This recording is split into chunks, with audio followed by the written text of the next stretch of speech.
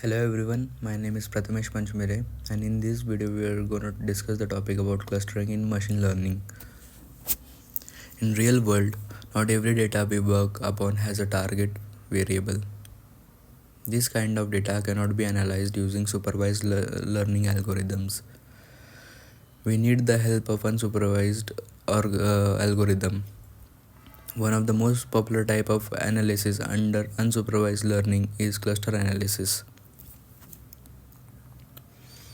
When the goal is to group similar data points in a data set, then we use cluster analysis. In practical situation, we can use cluster analysis for customer segmentation for targeted advertisements, or in medical imaging to find unknown or new infected areas, and many more use in cases that we discuss further in this article. Now, first of all, what is clustering? The task of grouping data points based on their similarities with each other is called clustering or cluster analysis.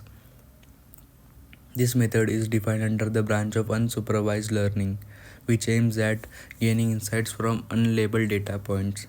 That is, unlike supervised learning, we don't have a target variable. Clustering aims at forming groups of homogeneous data points from an heterogeneous datasets.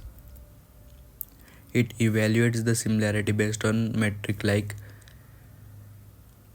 Euclidean distance, cosine similarity, Manhattan distance, etc., and then group the points with the highest similarity score together.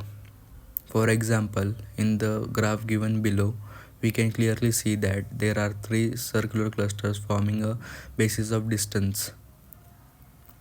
Now, it is not necessary that clusters formed must be circular in shape.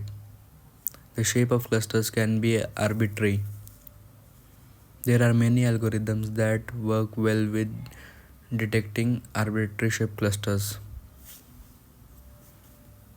For example, in the below given graph, we can see that the cluster forms are not circular in shape. Type of clustering.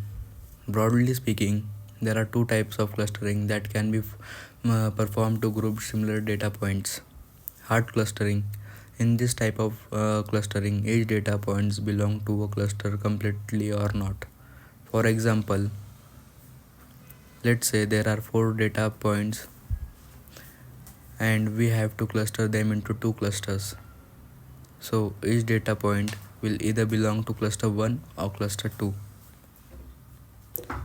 Second one is soft clustering. In this type of clustering, instead of assigning each data point into a separate cluster, a probability or likelihood of that point being the cluster is evaluated. For example, let's say there are 4 data points and we have to cluster them into 2 clusters. So we will be evaluating a probability of data point belonging to both clusters. This probability is calculated for all data points. Uses of clustering. Now, before we begin with the types of clustering algorithm, we will go through the uses of clustering algorithm.